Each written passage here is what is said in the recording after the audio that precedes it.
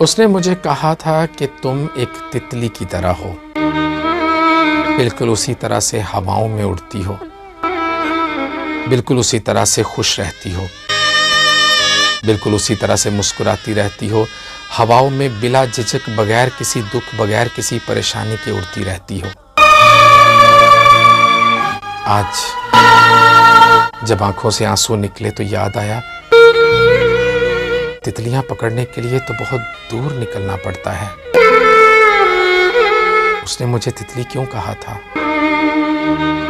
क्या मैं बहुत दूर निकल चुकी हूं?